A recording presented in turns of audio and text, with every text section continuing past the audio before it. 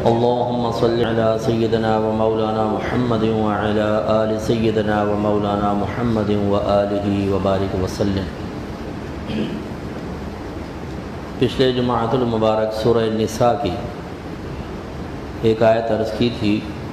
اللہ تعالیٰ ارشاد فرماتا ہے، یا ایھا الذین آمنوا لا تأکلوا اموالکم بینکم بالباطل الا ان تکون تجارۃ عن تراض منکم۔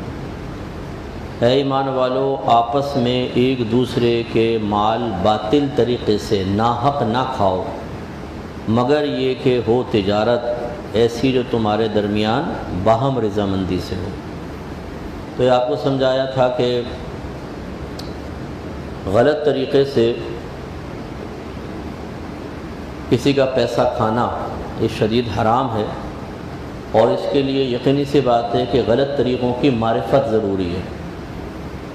ہم لوگ اپنے بچوں کی بعض اوقات کئی لحاظ سے تربیت کرتے ہیں، لیکن ایک والد چونکہ بیچارہ خود اتنا زیادہ علم نہیں رکھتا ہے تو اپنے بچوں کو شروع سے یہ نہیں سمجھاتا کہ کس طریقے سے بیٹا چیزیں ناجائز ہو جاتی ہیں۔ جیسے اسٹوڈنٹس ہوتے ہیں، دوسرے کی چیز چرا کر کھا لینا، کسی کے بیگ میں رکھا ہے کسی کو نکال کے کھا لیا، کسی کے پیسے نکال لیے جیب سے، ارے ہم تو مذاق کر رہے تھے، مذاق کر کے کھا لیا، اس کا چھین کے کھا لیا زبردستی۔ تو بولتے ہیں دوستی میں تو سب جائز ہے۔ ابھی تک تو جنگ اور محبت میں سب کچھ جائز سنا تھا، تیسرا مقولہ ان سے سن لو کہ دوستی میں سب جائز۔ تو اس طریقے سے بہت سی چیزیں جو ہیں وہ ناجائز اور حرام بچے شروع سے ہی کھاتے رہتے ہیں اور توجہ نہیں ہوتی، اور وجہ کیا ہے؟ عدم تربیت۔ اور پھر بچے تو بچے، پھر بڑوں کا حال ہی بڑا خراب ہوتا ہے کہ جب وہ خود اپنی کیئر نہیں کر رہے ہوتے اور جو ہاتھ میں آ جائے بس فائدے والی چیز ہونی چاہیے اس کو حاصل کر لیتے ہیں، کیسے حاصل ہو رہی ہے اس پہ توجہ نہیں کرتے ہیں، کسی سے خرابیاں پیدا ہوتی ہیں۔ تو آپ کو کئی میں نے چیزیں سمجھائی تھیں پچھلے جمعۃ المبارک میں کہ ان ذرائع سے جو آمدنی حاصل ہوتی ہے وہ حرام اور گناہ کی ہوتی ہے۔ ایسے ہی ایک دو مثالیں اور دیکھیں کہ یہ بھی پہلے میں نے شاید مسئلہ آپ کو بیان کیا تھا، لیکن برکت کے لیے دوبارہ سمجھا دیتا ہوں موضوع کے اعتبار سے، کہ جب ہم کسی کو اپنا امپلائی بناتے ہیں، اس سے اجارہ کرتے ہیں، اس کو شرعاً اجارہ کہتے ہیں کہ کسی کے نفع کے بدلے میں مال دینا یا مقرر کرنا۔ کوئی اپنی سروس پرووائڈ کرتا ہے، آپ اس کو اس کے بدلے میں پیسہ دیتے ہیں، اس کو اجارہ کہتے ہیں۔ تو اجارے میں اگر کوئی کام مخصوص نہ کیا جائے تو اوسط درجے کا کام کرنا لازم ہوتا ہے۔ گویا کہ کام تین طرح کے ہوتے ہیں، ایک بہت ہی اعلیٰ درجے کا کام، ایک درمیانہ اور ایک بالکل ہی تھرڈ کلاس قسم کا۔ جب کسی سے اجارہ ہوتا ہے تو اس میں اوسط درجے کا کام خود بخود سمجھ لیجئے کہ وہ تو ہے ہی ہے، کرنا ہی کرنا ہے، تب انسان اجرت کا مستحق ہوگا۔ اور اگر کوئی خاص طے کر لیا جائے، جیسے بعض لوگ کہتے ہیں کہ یار پیسے کی پرواہ نہ کرنا، چیز اچھی ہونی چاہیے بس، جیسے درزی سے بنوا رہے ہیں سوٹ وغیرہ، یار اتنا مہنگا سوٹ ہے، پیسوں کی پرواہ نہ کرنا، سوٹ اچھا سلنا چاہیے۔ ٹیبل تیار کرواتے ہیں، فرنیچر تیار کرواتے ہیں جہیز وغیرہ کا، تو اس صورت میں تو اعلیٰ درجے کا کام ہی ہوگا۔ حتیٰ کہ اس میں یہ بھی شرط ہوتی ہے اگر آپ مقرر کر دیں کہ تم بنانا، جیسے ایک استاد ہوتا ہے، کچھ اس کے پٹھورے ہوتے ہیں، تو بعض اوقات استاد خود نہیں بناتا، اپنے شاگردوں کے حوالے کر دیتا۔ یہ اس کی مائک کا کچھ ہو سکتا ہے بیٹا؟ ڈھونڈو ذرا، تلاش کرو اس کو، دیکھ کے آؤ۔ تو اس لیے اگر یہ طے ہو گیا ہے کہ جی آپ ہی نے بنانا ہے، شاگرد سے نہیں، اس نے یس کہہ دیا، تو اس کو خود ہی بنانا پڑے گا، اپنے شاگرد کو نہیں دے سکتا۔ تو اس لیے ایک تو ہوتا ہے اعلیٰ درجے کا، اگر یہ طے ہو گیا تو وہ جب اعلیٰ درجے کا کام کرے گا تو اجرت کا مستحق ہوگا، ورنہ نہیں ہوگا۔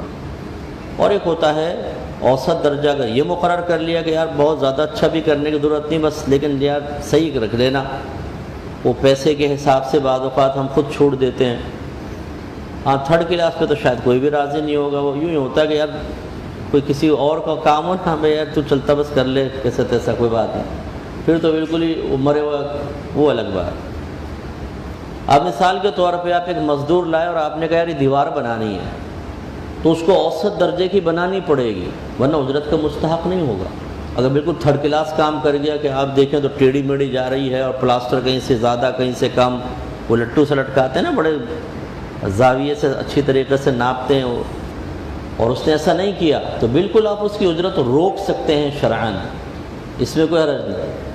لیکن اگر اس نے صحیح کام کیا ہے تو بسا اوقات تھوڑی سی بھی خود ہی مین میخ نکال کر اب تم اتنے پیسے دیں گے اتنے نہیں دیں گے، یہ جو تھوڑا پیسہ روک لیا ہے نا، یہ کیا ہے؟ ناجائز ہے، یہ حرام ہے۔ تو اس لیے اس میں بڑی توجہ کرنی چاہیے۔ اب یہ رکشے ٹیکسیاں، بعض اوقات ہم کہتے ہیں وہ فلاں جگہ جانا ہے، کتنے پیسے لوگے؟ اب شرعی اصول یہ ہے کہ اجارہ اجرت جو ہے پہلے طے کرنی چاہیے، اس کے بغیر نہ بیٹھیں، کیونکہ یہ جھگڑے کی طرف لے کر جائے گی۔ اس کو ہماری اصطلاح میں کہتے ہیں مفضی الی المنازعت، مفضی معنی لے جانے والی، الی المنازعت جھگڑے کی طرف۔ شریعت ہر اس ایگریمنٹ کو منع کرتی ہے، اس باہمی تعلق کو منع کرتی ہے جس کا نتیجہ اور مال جھگڑا ہوتا ہے، اسی لیے فرمایا گیا کہ پہلے طے کرو۔ لیکن ہمارے یہاں ہوتا کیا ہے، رکشہ والا بڑی فراغ دلی سے کہتا ہے جتنا دے دیجیے گا بھائی جان، ہم کہتے ہیں یار اتنا پیارا یہ المومنون اخوہ پر عمل کر رہا ہے کہ تمام مومن آپس میں بھائی بھائی ہیں، تو ہم فوراً بیٹھ جاتے ہیں۔ اب جب اسٹاپ پہ اترتے ہیں، فرض کر لے بنتے 100 ہیں، وہ کہتا ہے 200 روپے، اب پھڈا شروع ہو جاتا ہے۔ اور بعض اتنے ڈیڑھ ہوشیار ہوتے ہیں کہ اتر کر اسے پتہ ہے کہ یہاں کے 150 بنیں گے، کہتا ہے میں ہمیشہ 100 روپے دیتا ہوں، تجھے کیسے 150 دے دوں؟ اب وہ کہتا ہے بھائی کہاں سے لینا ہے کہ نہیں لینا؟ ڈولے شولے تھوڑے سے دکھاتے ہیں، تھوڑا اپنے محلے کو روب جماتے ہیں، کہتا ہے اچھا بھائی 100 ہی دے دوں۔ یہ جو 50 رکھے نا، یہ حرام ہے، یہ پیٹ میں جہنم کی آگ اتاریں گے ہم۔ تو ہم تو توجہ ہی نہیں کرتے، کہیں سے بھی پیسہ بچے بس چوری کرو، یہ کرو۔ سیاست دانوں کو بکیں گے گالیاں، دیکھو یہ اربوں روپے کھا گئے اور ڈکار بھی نہیں لیتے۔ تو 400-500 تو بھی کھا گیا بغیر ڈکار کے، اپنا ہمیں کچھ نہیں۔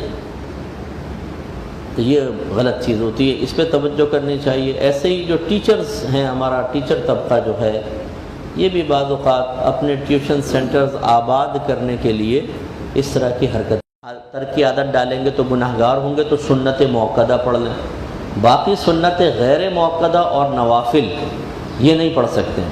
اچھا، اس میں 2 باتیں ذرا ذہن میں رکھیے گا۔ ایک یہ کہ نماز کا ٹائم دیا گیا ہے، آپ نماز پڑھ کے فوراً واپس آ جائیں، اس میں یہی مسئلہ ہے جو میں نے آپ کو سمجھایا کہ سنت غیر موقدہ اور نوافل نہیں پڑھ سکتے، یہ اضافی ہوتے ہیں، زائد ہیں، ان کو چھوڑنا واجب ہے، اپنے کام پر پہنچیں آپ۔ اور اگر ایک ریسٹ ٹائم دیا ہے کہ آدھا گھنٹہ ہے، اس میں آپ کھانا بھی کھا لیں اور نماز پڑھ لیں، تو وہ تو اب ریسٹ ٹائم ہے، اس میں آپ نے 15 منٹ میں کھانا کھایا، 15 منٹ میں پوری نماز آپ پڑھ رہے ہیں، ٹھیک ہے۔ یا نوافل کو دل چاہ رہا ہے، قرآن پاک کی تلاوت کو، بالکل ٹھیک ہے، آپ کر سکتے ہیں۔ لیکن اگر صرف نماز کا ٹائم دیا ہے تو یہ کام چوری کہلائے گی، یعنی یہ اپنے ذاتیات کے لیے آفس کا وقت یوز کرنا کہلائے گا، اور اتنی دیر انسان تنخواہ کا مستحق نہیں ہوگا۔ تو جب نوافل کا یہ معاملہ ہے تو آپ خود سوچئے کہ میچز دیکھنا، ویڈیو گیم کھیلنا، باقاعدہ گیم ڈاؤن لوڈ کیے ہوئے ہیں، جی گیم چل رہا ہے، میں اتنے سٹیج پہ پہنچ چکا ہوں، اتنے لیول میں آگے بڑھ چکا ہوں، 25 میں 26 میں لیول پر ہوں، بھاڑ میں جائے چورے بھاڑ میں کام کاج لگے پڑے ہیں۔ یہ سب غلط ہوتا ہے، اس سے ناجائز ہے، اس پہ توجہ کرنی چاہیے۔ اچھا، جیسے میں آپ کو بتایا کہ اگر آپ تسلیم نفس کرتے ہیں، کام نہ بھی ہو، تنخواہ کے مستحق ہوں گے۔ تو بعض جیسے خواتین گھر میں ٹیوشنز پڑھاتی ہیں، محلے کے بچے آ جاتے ہیں ٹیوشن پڑھنے کے لیے، اب انہوں نے ایک بچے کے لیے ٹائم فکس کیا ہوا ہے، 2 گھنٹے تمہیں پڑھاؤں گی، میرے پاس آ جانا، یہ بھی اجیر خاص ہے۔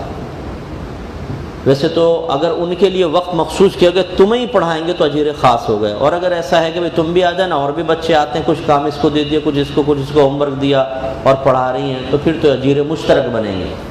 لیکن فرض کر لیں اگر یہ اجیر خاص ہو جائیں کہ بھئی ہم آپ کے بچے کو 2 سے 4 تک پڑھائیں گے، اس میں کسی بچے کو نہیں پڑھائیں گے، اور فرض کر لیں بچے ہی نہیں آئے، تو ان کو 2 سے 4 تک اپنے آپ کو محدود رکھنا ہوگا، اور یہ تنخواہ کی مستحق ہوں گی۔ یہ نہیں کہ وہ کہیں جی ہم تو ایک ہفتے نانی کے ہاں چلے گئے تھے تو امی کہہ رہی ہیں ایک ہفتے کی تنخواہ وہ ہم نہیں دیں گے، پیسے کیسے نہیں دو گے؟ وہ تو موجود ہے، ٹیچر موجود ہے، آپ نہیں آئے، اس پر توجہ کریں۔ ایسے ہی اسکول والے جو ہوتے ہیں جون جولائی کی فیسز لیتے ہیں، حالانکہ اس میں اسکول بند ہوتے ہیں۔ آپ سروس پرووائڈ کریں گے تو پھر اجرت کے مستحق ہوں گے۔ اصول تو یہی ہے، جب آپ کا 2 مہینے اسکول بند ہے تو آپ بچوں کو سروس پرووائڈ ہی نہیں کر رہے، تو پھر اس کی اجرت لینا کیسا ہے؟ لیکن اسکول والے عذر یہ پیش کرتے ہیں کہ ہمیں تو ٹیچرز کو اور اسٹاف کو تنخواہ دینی ہے۔ اگر ہم اپنے ٹیچر اور اسٹاف کو یہ کہیں کہ 2 مہینے تک تم کون سا سروس دے رہے ہو، ہم تمہیں سیلری نہیں دیتے، تو ٹیچر تو بھاگ جائیں گے، نہ کوئی اسٹاف رہے گا، تو ہمیں مجبوراً دینی پڑتی ہے۔ اب اپنی جیب سے تو نہیں دے سکتے، وہ پھر ہم بچوں سے نکلواتے ہیں۔ ابھی ہمارے یہاں ایک ایسا ماحول بن گیا ہے کہ جو شرعی اصولوں پہ پورا نہیں اترتا، لیکن مجبوری کی صورت ایسی بن گئی کہ اس کو اگنور بھی نہیں کر سکتے۔ تو اب اس میں ہم ایک محتاط یہ مشورہ دیتے ہیں اسکول والوں کو کہ آپ جون جولائی کے نام سے پیسے نہ لیں، بلکہ اپریل اور مئی میں ڈبل آپ فیس لے لیں۔ والدین کو کہہ دیں کہ بھئی ہم جون جولائی بالکل فیس نہیں لیں گے، جب وہ خوش ہو جائیں، ان کی باتیں کھل جائیں تو پھر ان کو بتائیں، لیکن اپریل اور مئی کے اندر آپ کو ڈبل فیس دینی ہوگی، شروع سے ہی بتا دیں۔ ماں باپ نے دینی ہے، جون جولائی میں بھی دینی ہے، اس میں بھی دینی ہے۔ اب فائدہ یہ ہوگا کہ آپ اپریل اور مئی کے اندر چونکہ باقاعدہ پڑھا رہے ہیں تو یہ ہو سکتا ہے کہ آپ 1 مہینے کی کم اجرت طے کریں، دوسرے مہینے کی زیادہ کر لیں، جس سے اکثر ایسی ہوتا ہے کہ سیزن کے اندر آدمی کی اہمیت بڑھ جاتی ہے۔ اے سی ٹھیک کرنے والوں کو دیکھیں، گرمیوں کے اندر بلا لیں تو وہ تو فون کر کے پوچھیں گے اے سی خراب ہے تو میں آؤں، سردیوں میں اے سی خراب، اور گرمیوں کے اندر آپ فون کر کے تھک جائیں، نہیں آتے، اور پھر زیادہ اجارہ لیتے، آئیں گے لیکن اتنا لیں گے۔ تو یعنی خاص مواقع پر تو عام لوگ بھی اجارے کو بڑھاتے ہیں، اور اس میں کوئی حرج نہیں ہے، شریعت اس کو جائز قرار دیتی ہے، بشرطے کہ سامنے والا بہت زیادہ اذیت اور تکلیف میں مبتلا نہ ہو جائے، کسی کی مجبوری سے ناجائز فائدہ نہیں اٹھانا چاہیے۔ تو اس میں یہ مسئلہ ہے۔ اچھا، اب آ جائیں سوزوکی والوں کے مسائل۔ یہ بچوں کو پک اینڈ ڈراپ فراہم کرتے ہیں، یہ بھی ایک اجارہ ہے، اور یہ اجیر مشترک ہوتا ہے، سب کے بچے اٹھاتا ہے، اور پھر وہ اب یہ جون جولائی میں چھٹیاں ہوتی، کہتا ہے مجھے بھی پیسہ دو۔ اسکول والے تو کھال اتار ہی رہے ہیں، تو یہ کہتا ہے کہ جی میں کیوں پیچھے رہوں، ان کی سنت سے دور ہوں گا، خواہ سنت پوری کروں۔ اچھا بھائی چلو کر لو۔ اب مسئلہ کیا ہے کہ عرف یہاں پر بھی وہی رائج ہو چکا ہے، اس میں بھی وہی احتیاط کر لی جائے تو بہت اچھا ہے۔ لیکن اب یہ سوزوکی والے کو سوچنا چاہیے کہ جب آپ اجارہ کسی کے ساتھ کر رہے ہیں تو آپ کم از کم اگر 10 بچوں کے ساتھ ہیں ان کے ساتھ خاص ہو گیا۔ آپ 2 مہینے کے اگر چھٹیوں کے بھی پیسے لے رہے ہیں تو اس کا مطلب پیسے تو لے رہے ہیں تو اجیر بن گئے نا آپ ان کے۔ اور جب آپ کسی سے اجرت لے کر اس کے اجیر امپلائی بن جاتے ہیں، اس وقت میں کسی اور کا کام نہیں کر سکتے، آپ 2 کام نہیں پکڑ سکتے۔ مثال کے طور پہ میں ایک آفس میں بیٹھا ہوں، اب آفس میں کام نہیں، تو میں نے دوسرے آفس والوں سے کہا کہ اپنی فائل میرے پاس بھیج دو، میں کر کے دے دیتا ہوں، اتنے پیسے لوں گا۔ اسی وقت میں یہ اجارہ درست نہیں ہے، اگر میں کروں گا ناجائز ہوگا، کیونکہ میں اپنے آپ کو اس وقت کسی کے ساتھ مخصوص کر چکا ہوں۔ وہاں بیٹھ کر آپ دوسرے کا کام نہیں کر سکتے۔ اس کو ہماری اصطلاح میں کہتے ہیں صفقہ فی صفقہ، ایک معاہدے کو دوسرے معاہدے میں داخل کر دینا، یہ شرعاً جائز نہیں ہے، سمجھ نہیں؟ اس لیے اب وہ کرتے کیا ہے، 2 مہینے کے اندر پیسے بھی لے لیے، اور سوزوکی باقاعدہ چل رہی ہے۔ پہلے بچے اٹھا رہے تھے، اب گھی کے ڈبے اٹھ رہے ہیں، ہے کہ نہیں؟ اب وہ سپر مارکیٹوں کے باہر کھڑے ہیں، وہاں سے سامان لوڈ کر کے لے کے جا رہے ہیں۔ بھائی یہ کیا تھا، تم ڈبل پیسہ لے رہے ہو نا، ادھر سے بھی پیسہ لیا کہ جی ہم تو پریشان ہوں گے، 2 مہینے کیا کریں گے، کیا بچوں کو بھوسا کھلائیں گے، چارہ کھلائیں گے، لوسن کھلائیں گے منہ میں، اور پھر آگے آپ چلا بھی رہے ہیں، ڈبل ٹرپ لگا رہے ہیں۔ تو اس لیے یہ سزا کے مستحق ہوں گے اگر خود چلائیں گے تو۔ اب یہ باریکیاں ہیں دین کے معاملے میں، جو اتنی بھی باریکی نہیں ہے، سمجھنے والا ہو تو بالکل آسانی سے سمجھ سکتا ہے۔ تو اس لیے میں بارہا مشورہ دیتا ہوں کہ رزق کو حلال کرنے کے لیے اچھے علماء سے رابطہ رکھیں۔ وہ اچھے علماء سے مراد میں اپنی ذات کو نہیں لیتا ہوں، میں تو ایک طالب علم ہوں۔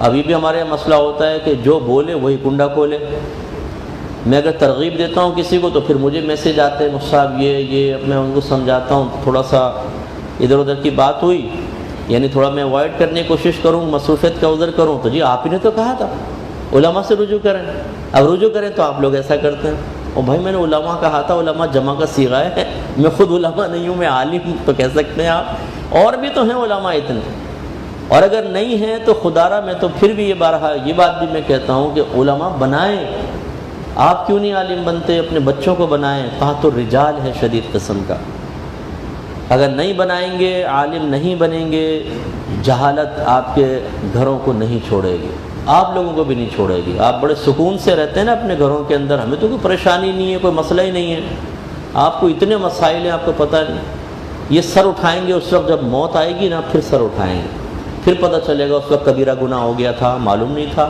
اس ٹائم یہ گناہ کیا تھا، معلوم ہی نہیں تھا، اس وقت یہ عبادت ترک کی تھی، معلوم ہی نہیں تھا، اس وقت یہ حرام کا لقمہ کھایا، علم ہی نہیں تھا۔ لا علمی انسان کو اگر آپ یہ سمجھیں کہ میں عافیت میں ہوں، عافیت میں نہیں ہے، بہت خطرناکی میں۔ جیسے میں طلاق کے مسئلے آپ کو عرض کرتا ہوں، کتنے شوہروں نے طلاقیں دے دے کے بیویوں کو پاس رکھا ہوا ہے جو اب بیوی نہیں ہے ان کی، اور کئی سال سے، اور جسمانی تعلق قائم ہو رہا ہے اور بچے پیدا ہو رہے ہیں، اب کوئی پرواہ نہیں ہے، بغیرت بنے ہوئے، بالکل بغیرتی کے ساتھ، بلکہ بعضوں کو سمجھایا جائے تو وہ انتہائی بے حیائی پہ اتر جاتے ہیں کہ نہیں جی بس صحیح ہے۔ ماں باپ، بھائی سگے بھائی کہتے ہیں نکلو، اس طرح طلاقیں نہیں ہوتی، رہو اپنے شوہر کے ساتھ رہو، وہ بہن کا بوجھ اٹھانے کے لیے تیار نہیں ہوتا، اور زنا ہو رہے ہیں گھر کے اندر۔ میرے آقا نے بالکل صحیح فرمایا، آخری زمانے میں زنا کی کثرت ہوگی۔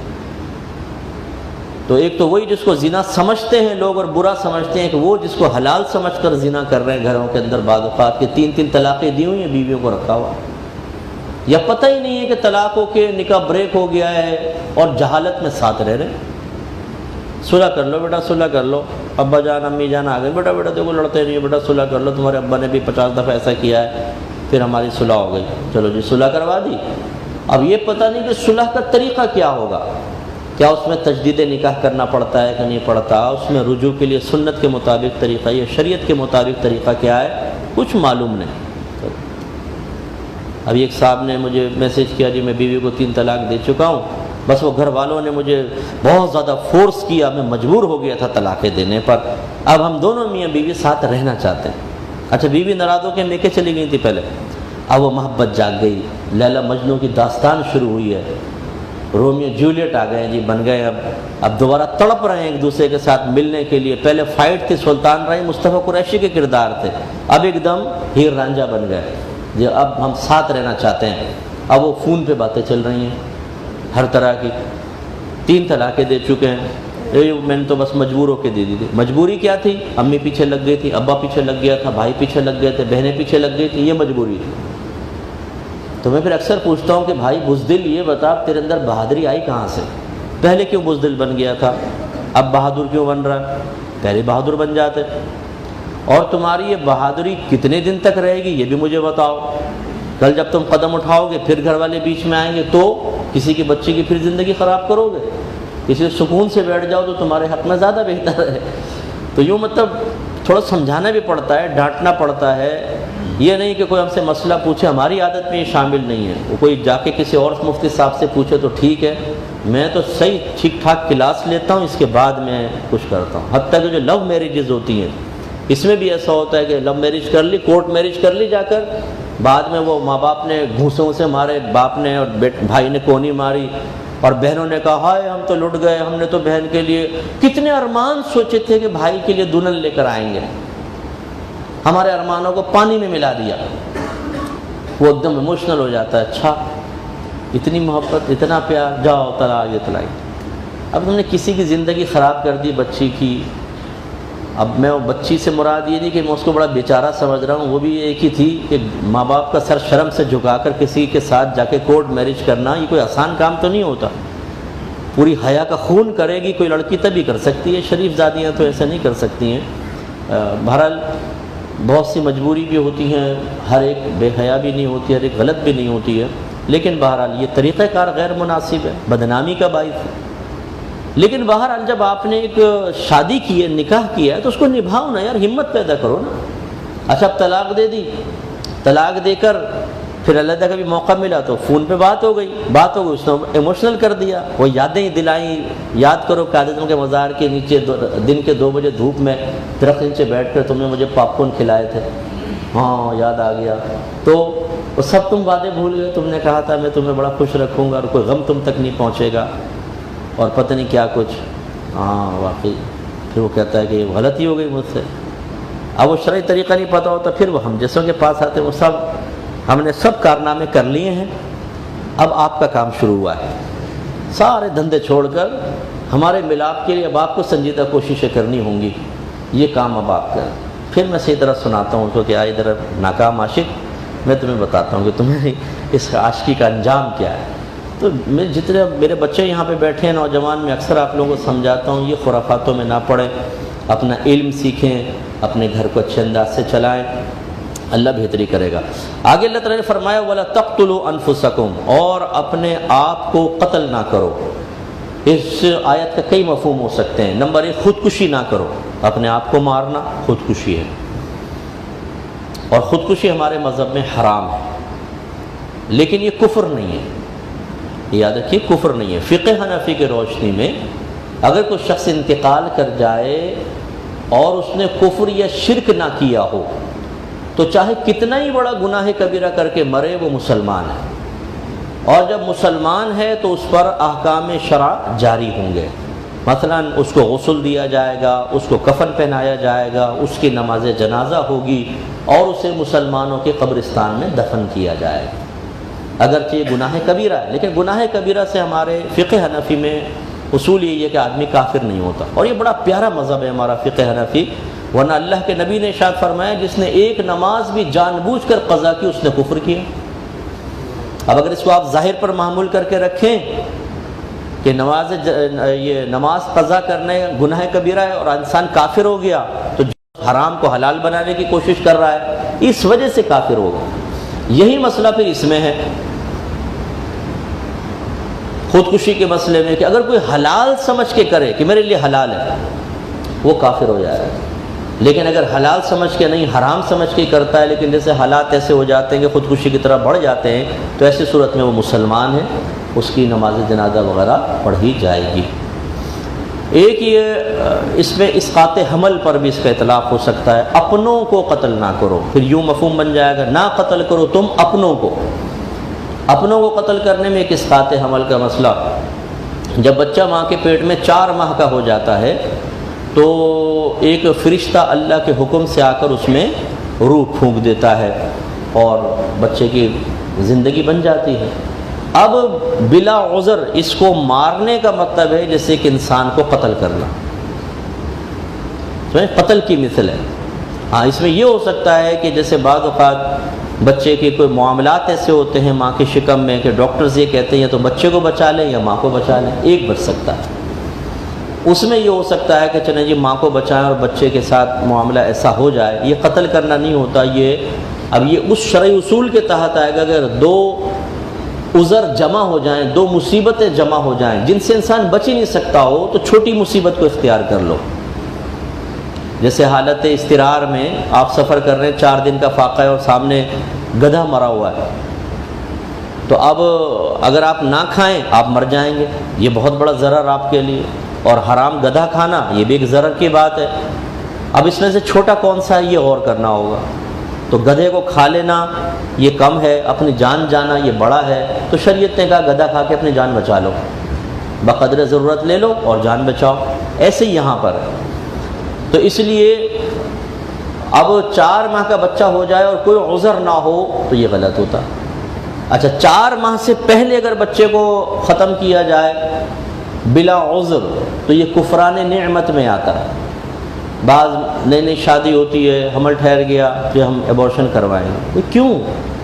کہتے ہم نہیں چاہتے 2 سال تک بچے ہوں، ہم اپنی لائف سے انجوائے کرنا چاہتے ہیں۔ بھائی کیا انجوائے کر رہے ہو؟ رات کے 2:30 بجے سر کے بل کھڑے ہو جاؤ گے روڈ پہ جا کے؟ کون سا انجوائمنٹ کرنی ہے بھائی جان آپ نے؟ بس وہ انجوائمنٹ کرنی ہے جی۔ آج کل کی لڑکیاں ہر ایک تو نہیں ہے لیکن بس وہ چاہتی نہیں ہے کوئی ذمہ داری ہو، وہ کہتی ہیں اللہ کر کے ساس فوراً مر جائے، نندوں کے ایکسیڈنٹ ہو جائیں، الگ میرا گھر ہو، بچے نہ ہوں، او میری سہیلیاں آئیں، او سارا دن میں چیٹ کرتی رہوں اور باتیں، اور وہ صبح سوؤں تو دوپہر کو اٹھوں، دوپہر کو کھاؤں تو شام کو پھر سو جاؤں، پھر شام کو اٹھوں، پھر اس کے بعد شوہر سے اٹلاتے ہوئے کہوں کہ آج تو پیزا کھلا دو، پیزا ہٹ میں لے جا کے وہ پیزا کھلائے گا، زندگی لائف بڑی اچھی گزر رہی ہے۔ اب بچوں کو کہاں پیٹ میں لے کے پھریں، پھر اس کے بعد اس کو دودھ پلائیں، پھر اس کو سنبھالیں، اس کے پیمپر بدل رہے ہیں، یہ جو بہت سی لڑکیاں بیزار ہو جاتی ہیں، اور پھر وہ جی ایچ بھی پیچھے غلمٹے چل رہے ہیں جی، جو بیوی کہہ رہی ہے مان رہے ہیں۔ ارے بھائی اولاد اتنی بڑی نعمت ہے اللہ کی، ان لوگوں سے پوچھیں جن کے 12 سال 15 سال سے بچے نہیں ہو رہے، کس طریقے سے بیچارے وہ رو رہے ہوتے ہیں، پریشان ہوتے ہیں، لوگ ان پہ طنز کر رہے ہوتے ہیں، انہیں ٹارچر کر رہے ہوتے ہیں، ان کو تنگ کر رہے ہوتے ہیں، اور وہ دعائیں کر رہے ہوتے ہیں اللہ تعالیٰ ہمیں اولاد کی نعمت عطا فرما، اور یہ اولاد کی نعمت سے بھاگ رہے ہیں۔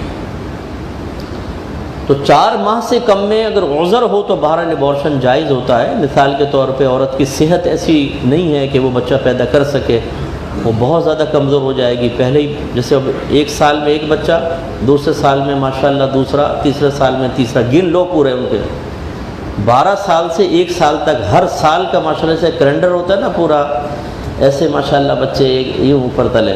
یار وہ عورتیں کچھ سوچو تو صحیح، تھوڑا گیپ رکھو، 2 سال کا 3 سال کا۔ آج کل جدید میڈیکل سائنس ہر طریقے کے بے ضرر طریقے بتاتی ہے، اور یہ آپ کو پہلے بھی سمجھایا تھا۔ خود صحابہ کرام علیہم رضوان میں فیملی پلاننگ کا تصور موجود تھا، انہوں نے نبی کریم سے باقاعدہ عزل کی اجازت طلب کی ہے۔ عزل مینز کہ جب انسان جسمانی تعلق قائم کرے تو ڈسچارجنگ جسم سے باہر کرے، اس کو عزل کہتے ہیں، اور باقاعدہ نبی کریم نے اجازت مرحمت فرمائی کہ آپ ایسا کر سکتے ہیں، ہے کہ نہیں؟ حالانکہ نبی کریم کیا فرماتے ہیں، ایسی عورت سے نکاح کرو جو بکثرت بچے پیدا کرنے والی ہو۔ ایک روایت میں فرمایا کہ اولاد کی کثرت کرو، کیونکہ میں میدان محشر میں اپنی امت کی کثرت پر فخر کروں گا۔ اس کا مطلب ہے اب یہ دونوں چیزیں ملا لیں۔ اب یہ نہیں ہے کہ سرکار فرما رہے ہیں کہ کثرت سے اولاد پیدا کرو تو ہر سال بچے پیدا کرتے رہو، بیوی کا بیڑا غرق ہوتا رہے، نظام گھر کا چلے نہ چلے۔ نو، دوسری حدیث کو ساتھ ملا لیں، بکثرت بچے پیدا کریں لیکن بہت اچھے صحیح انداز سے، بیوی کا بھی حق ہے، اسے بھی زندہ رہنے کا حق ہے۔ اسی لیے میں کبھی کبھی کہتا ہوں کہ شوہروں کو ایک دن جو ہے نا سارا گھر خود سنبھالنا چاہیے۔ ایک بچہ یہاں سے پاجامہ کھینچ رہا ہوگا، دوسرا یہاں سے کان کھینچ رہا ہوگا، ابا مجھے بھوک لگی ہے، ایک کہہ رہا ہوگا ابا اس نے مجھے مار دیا، ایک آ کر ٹکر مارے گا ابا کو، پاگل ہو کے پھر پتہ چلے گا کہ خواتین کیسے بچوں کو سنبھال کے پالتی ہیں۔ یہ تو بڑا آسان ہوتا ہے، تم گھر میں کیا کرتی رہتی ہو، یہ تو ڈیوٹی ہے کر بھی ہے۔ ارے بھائی تو پھر تمہیں یہ کہیں کہ تم باہر جا کے کیا کرتے ہو، تمہاری ڈیوٹی ہے کما کے لاؤ۔ اس میں ہم کہتے ہیں اچھا میں باہر سے گالیاں سنتا ہوں، دھوپ برداشت کرتا ہوں، اتنی مشقت تمہیں بٹھا کے کھلا رہا ہوں۔ اپنے کام کی قدر ہے، ایک عورت کے کام کی قدر نہیں۔ تو خلاصہ کلام یہ، اگر اس طرح کی صورتحال ہو، عورت کمزور ہے، پہلے سے بچے زیادہ ہیں اور ان کی تربیت نہیں ہو پا رہی، اور بچے میں بچے پیدا ہو رہے ہیں، بعضوں کو یہ تک نہیں پتہ ہوتا میرے ان بچوں کے نام کیا ہیں، کیونکہ اتنے سارے ہو جاتے ہیں نا، بولتے ہیں کون سا ہے، شوکت ہے کہ لیاقت ہے، ابا میں رفاقت ہوں، اچھا تیسرا ہے، یہ نہیں پتا ہوتا۔ اتنے سارے بچے ماشاءاللہ ادھر سے ادھر جا رہے ہیں، محلے کے بچے بھی آ کے بیٹھ جاتے، بولے بیٹا تیرا نام کیا ہے؟ جی میں آپ کا ہوں ہی نہیں۔ اچھا تو محلے میں کسی کا ہے؟ تو یہ میں نے آپ کو بتایا نا، 13 لڑکیاں 8 لڑکے،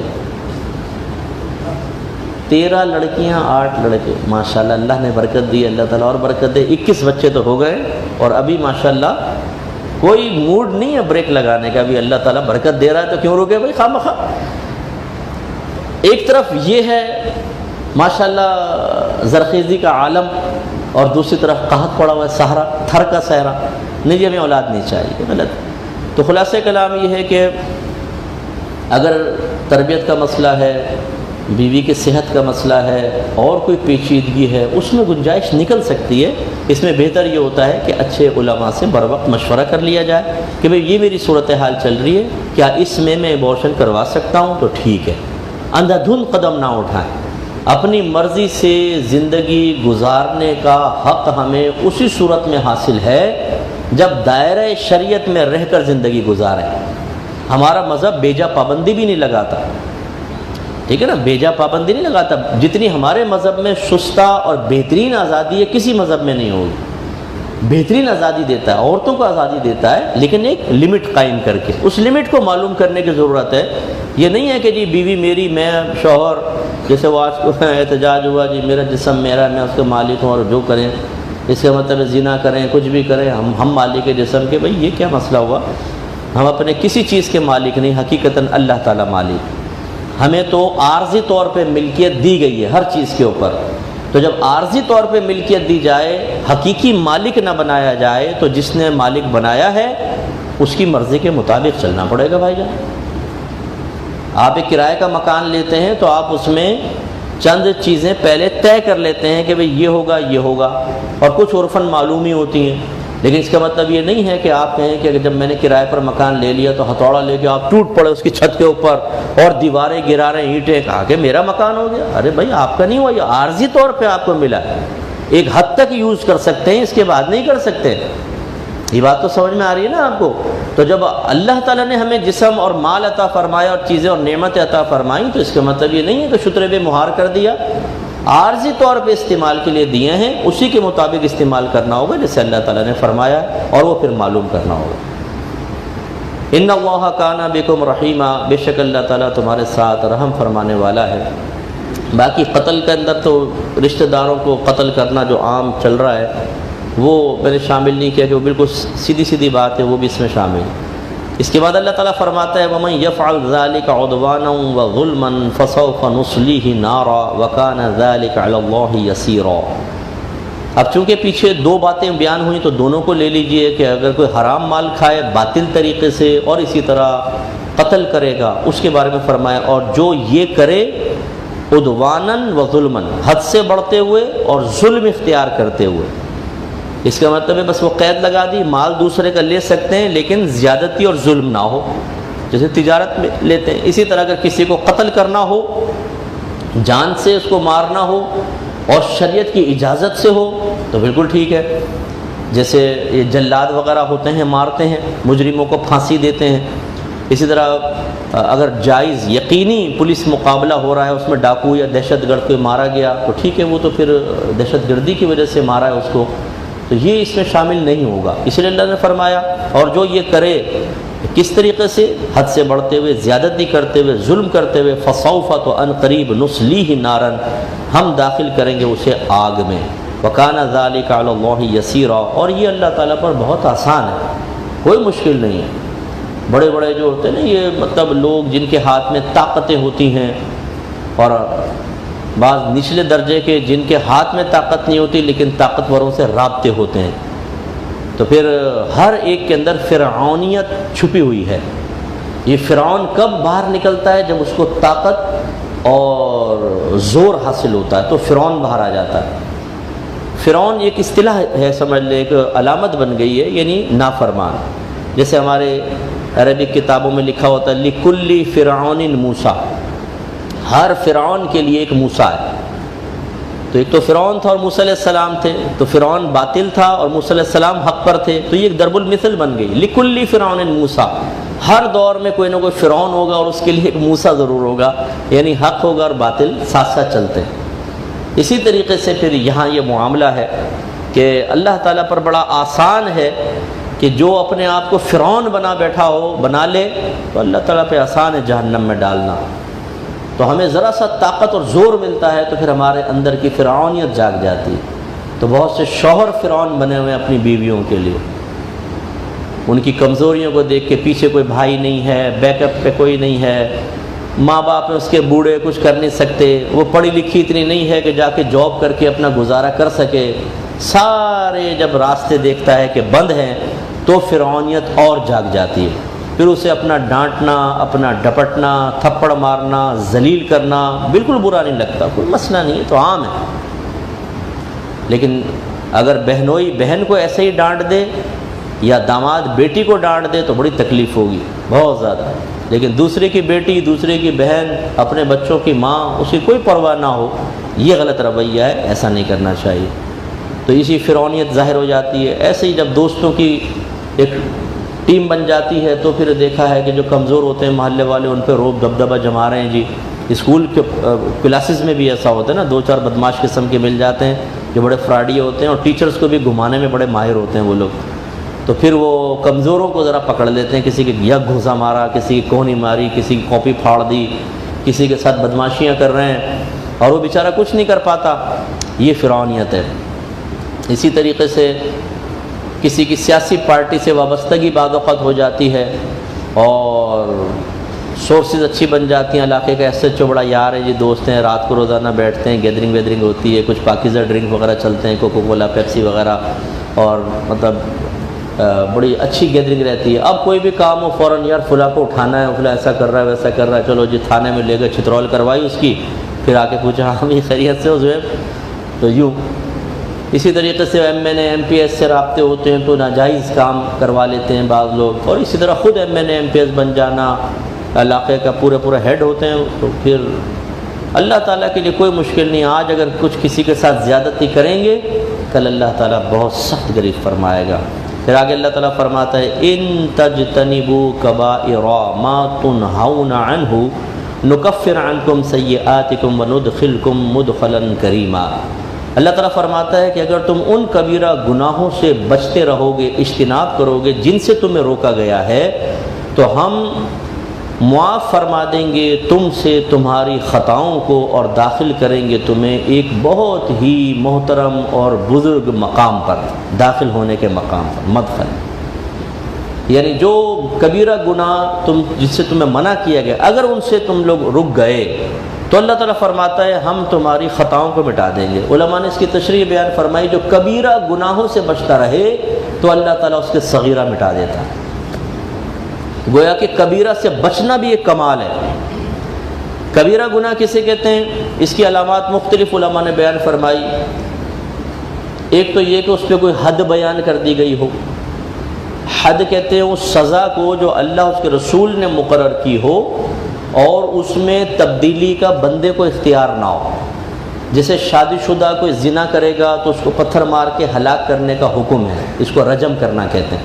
جو اب یہ اسلامی سزائیں ختم ہو گئی، اگرچہ ایک آدمی اگر کرتا اور اس کو آپ رجم کر دیں اور میڈیا پہ دکھا دیں، اس کے بعد دوسرا زنا ہو جائے تو فقیر کا نام بدل دیجیے گا.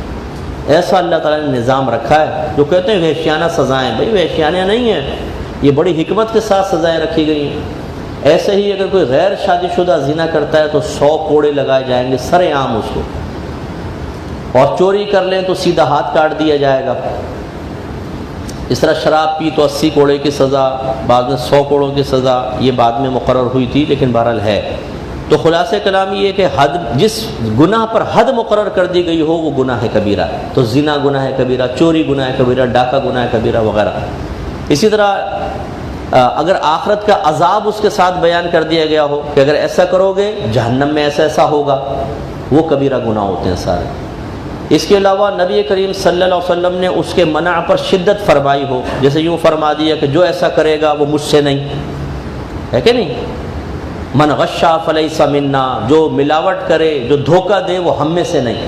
اس کا مطلب پھر یہ گناہ کبیرہ ہوگا. نفرت کا اظہار کیا نا سرکار نے، بیزاریت کا اظہار کیا ہے. اس طرح ان نکاح من سنتی فمن رغب عن سنتی فلیس منی، جو باوجود قدرت کے نکاح نہ کرے اور اس کو یقین ہے نکاح نہ کرنے کی بنا پر میں سینکڑوں گناہ بھی کر رہا ہوں، اس کے لیے نکاح سے رکنا پھر گناہ کبیرہ بن جائے گا. وہ پھر اس حدیث کے تحت خاص طور پر آئے گا. اگرچہ تو نارمل حالت کے بارے میں ہے، لیکن میں چونکہ کبیرہ گناہ کے بتا رہا ہوں تو اس کی کنڈیشن یہ ہوگی کہ نوجوان نکاح کر سکتا ہے، اچھا کماتا بھی ہے، لیکن وہی جیسے کہ نہیں یار شادی کر لوں گا تو بیوی گھر میں آئے گی، پھر دوستوں کی گیدرنگ چھوڑ جائے گی، گھر پہ جانا پڑے گا، گھر سے فون آئیں گے کہاں ہو آ جاؤ، تو مجھے سارے چھوڑ کے جانا پڑے گا. بھائی پابندی لگ جائے گی گلے میں. ابھی 4-5 سال نہیں کرتے اور کر رہے ہیں شرارتیں، الٹی سیدھی حرکتیں کر رہے ہیں، تو بھائی نکاح کرو. اب یہ جو تاخیر ہے یہ ہے گناہ کبیرہ. اسی طرح نبی کریم نے کسی قوم سے مطلب اس کو مشابہت دے دی ہو، جیسے سرکار نے فرمایا کہ جو جس قوم سے مشابہت اختیار کرے وہ انہی میں سے ہے. تو اگر کوئی ایسا چیز جو کسی قوم کا مذہبی شعار ہو، مذہبی علامت ہو، اس کو اختیار کرنا گناہ کبیرہ تو ہے ہی ہے، کفر تک بھی پہنچا سکتا ہے. ایسی کسی قوم کی قومی علامت ہو جو اس قوم کے ساتھ خاص ہو، اسے دور سے دیکھیں تو لگے کہ وہ غیر مسلم ہی آ رہا ہے، ایسی کوئی علامت ہو اور اس کی محبت میں، قوم کی محبت میں اور مشابہت کے قصد و ارادے سے اختیار کی جائے تو اس حدیث کے تحت آتی ہے اور پھر گناہ کبیرہ میں آئے گی۔ تو کچھ قیودات ہوتی ہیں، ذرا اب مثال کے طور پہ ہم لوگ چمچے کانٹے سے کھاتے ہیں، انگریزوں کی طرف سے آیا سالگرہ کرتے ہیں، لیکن یہ ان کا قومی شعار نہیں، قومی علامت نہیں ہے۔ ایسا نہیں ہے کہ کوئی سالگرہ کر رہا ہو تو ہم کہ شاید انگریز بیٹھے ہیں کیک کٹ رہا ہے، ایسا تو نہیں ہے، سب مسلمان بھی کر رہے ہیں۔ مسلمانوں میں عام ہو جانا ہی اس بات کی علامت ہے کہ یہ انگریزوں کے ساتھ خاص نہیں رہا، تو یہ جائز ہوتی ہیں اس طرح کی چیزیں۔ میں نے چند چیزیں آپ کو بیان کی کہ غیر قوم کا مذہبی یا قومی شعار ہو، ان کی محبت میں اور مشابہت کے قصد و ارادے سے کیا جائے، تب کہیں جا کے وہ وعید بنتی ہے۔ تو بہرحال یہ گناہ کبیرہ۔ اور جو ہمارے صوفیہ عظام نے لکھا ہے گناہ کبیرہ کی تعریف، وہ بہت ہی سخت تعریف ہے۔ وہ کہتے ہیں جس گناہ کو معمولی سمجھ کے کرو وہ گناہ کبیرہ ہے، کیونکہ تم گناہ کس کی بارگاہ میں کر رہے ہو یہ دیکھو، کس کی نگاہوں کے سامنے کر رہے ہو یہ دیکھو۔ تو اکثر ہم سمجھاتے ہیں اگر والد صاحب دیکھ رہے ہوں تو اگر با حیا بیٹا ہو تو کیا وہ کوئی گناہ کرے گا ماں باپ کی نگاہوں کے سامنے؟ کبھی بھی نہیں کرے گا۔ ماں کے سامنے کسی لڑکی کو چھیڑے گا، الٹی سیدھی حرکتیں کرے گا؟ نہیں کرے گا۔ نہیں، والدہ ہے یار، ادب کا تقاضا یہ ہے۔ تو پھر اللہ کے ادب کا تقاضا کیا ہے؟ جو ہماری شہرت سے زیادہ قریب ہے، جس نے ہمارے ماں باپ کو احترام اور عزت بخشی ہے، اس اللہ کے بارے میں کیا خیال ہے ہمارا؟ لیکن ہم ماں باپ کے لیے گناہ چھوڑ سکتے ہیں، کسی عالم اور مفتی کو دیکھ کر ریزرو ہو سکتے ہیں، ایک عام کسی مبلغ کو دیکھ کر ہم کہہ سکتے ہیں کہ ٹھہر جائے اس کو جانے دے پھر کچھ کرتے ہیں، لیکن اللہ کا ہمیں خوف نہیں ہوتا ہے۔ بالکل دیدہ دلیری کے ساتھ، خصوصاً بے تکلف دوست جمع ہو جائیں تو جو پھر مدر سسٹر ایک کی جاتی ہے ایک دوسرے کی، اور شرابیں چل رہی ہیں، چرس چل رہی ہے، اور الٹی سیدھی باتیں، گندی فحش باتیں چل رہی ہیں، تاش کی گڈیاں ہاتھ میں ہیں، خراب معاملات ہو رہے ہیں، کوئی پرواہ نہیں ہے کہ اللہ تعالیٰ میں دیکھ رہا ہے اور حساب بھی کرنا ہے۔ تو اس لیے اچھی طرح یاد رکھیں کبیرہ گناہوں سے بچنا بہت ضروری ہے۔ ہمیں اپنی زندگی میں ترجیحات متعین کرنی چاہیے، ہر چیز میں ترجیحات۔ ترجیحات کا مطلب کیا ہے؟ پہلے کیا ہونا چاہیے، پھر کیا، پھر کیا، پھر کیا۔ تو جو سب سے پہلے ہم کہتے ہیں سب سے پہلے یہ ہونا چاہیے، اس کو ہم نے سب پر ترجیح دے دی، فوقیت دے دی، ٹھیک ہے نا؟ تو گناہ چھوڑنے میں ترجیح کس کو دینی چاہیے؟ کبیرہ کو۔ سب سے پہلے گناہ کبیرہ چھوڑ، کبیرہ سے تو اجتناب انسان کرے، پھر اس کے بعد صغیرہ۔ تو اللہ نے کتنا پیارا وعدہ فرمایا ہے، ہم وضو کرتے ہیں اس سے بھی صغیرہ جھڑتے ہیں، آپ نماز کے لیے تشریف لاتے ہیں ہر قدم پہ ایک صغیرہ گناہ جھڑتا ہے، آپ کوئی بھی ذکر الہی کرتے ہیں صغیرہ گناہ جھڑتے ہیں، درود شریف پڑھتے ہیں 10 صغیرہ گناہ جھڑ جاتے ہیں ایک درود شریف کے اوپر۔ تو تیزی کے ساتھ صغیرہ گناہ تو جھڑ سکتے ہیں، کبیرہ اصل خاص ہے، اور کبیرہ کے اندر مال کھانا بھی ہے سب سے خطرناک۔ وعید ہے نا اس پہ بھی، اللہ نے دیکھیں عذاب بیان فرمایا کہ باطل طریقے سے مال کھاؤ گے تو ان قریب ہم تمہیں جہنم میں داخل کریں گے، اور اللہ پہ بہت آسان ہے، خودکشی گناہ ہے کبیرہ جیسے۔ تو مال کھانے میں بڑی احتیاط، تو ان کو پریورٹی بیسس کے اوپر دیکھنا چاہیے کہ نہیں یار یہ چیزیں سب سے پہلے مجھے اپنی ذات سے دور کرنی ہے، اس کے بعد پھر دوسرا پھر تیسرا درجہ۔ ایسے خرچ کرنے کے اندر ترجیحات ہوتی ہیں، بھی پہلے مجھے پیسہ کہاں خرچ کرنا چاہیے پھر کہاں۔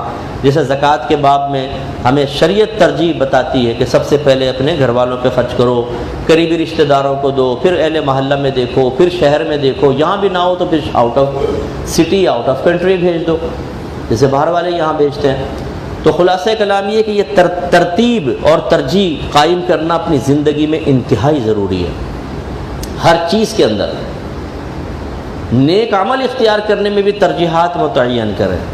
ہم نے کتنوں کو دیکھا ہے نہ نماز پڑھیں گے نہ روزہ ہے، پیسہ ہے زکوٰۃ نہیں دیں گے، حج نہیں کریں گے، قربانیاں نہیں کر رہے، لیکن افطار کروا رہے ہیں لوگوں کو، بچیوں کی شادیوں میں پیسے دے دیے جی، مدرسے میں پیسے دے دیے، 12ویں شریف آئی دیگیں پکا رہے ہیں، اور بڑے خوش اور مطمئن، اور لوگ بھی تعریف کرتے ہیں، پھر لوگ تو زیادہ چڑھا دیتے ہیں جی ماشاءاللہ ان سے ملیے جی، مسجد انہوں نے یہ پورا پیچھے استنجا خانہ انہوں نے بنوایا تھا۔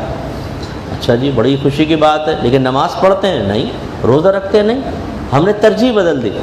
یہ تو مستحبات تھے، ہم نے مستحب کو پہلے لے آئے اور فرض اور واجب کو بالکل پیچھے کر دیا. جس نے ترجیحات کو بدلا وہ تباہ ہوگا. اللہ اس کے رسول کی ترجیحات دیکھیں، سب سے پہلے فرض، پھر واجب، پھر سنت موقدہ، پھر غیر موقدہ، پھر مستحب اور پھر مباح. اور بچنے میں سب سے پہلے حرام، پھر مکروہ تحریمی، پھر سنت موقدہ کا ترک یعنی اساءت، اس کے بعد سنت غیر موقدہ، پھر مکروہ تنزیہی، پھر خلاف اولا. شریعت ترتیب بتاتی ہے کہ ترجیح دو، سب سے پہلے فرض کا ارتکاب اور حرام سے اجتناب کو ترجیح دو، پھر نیچے آؤ. جس نے اس کو عکس کر دیا نیچے والے کو اوپر لے گئے. بچوں کو سمجھا، دیکھو بیٹا پاؤں نہیں ہلاتے ہیں، بے ادبی ہوتی ہے. اچھا جی. دیکھو بیٹا ٹانگ پر ٹانگ رکھ کے نہیں بیٹھتے ہیں، برا ہوتا ہے. ٹھیک ہے جی. ارے بھائی سر ڈھکو، کھانا کھاتے ہوئے سر ڈھکا جاتا ہے، سر ڈھک لیا بچے نے. اب یہ مستحبات تھے، ان میں تو بڑی سختی ہے.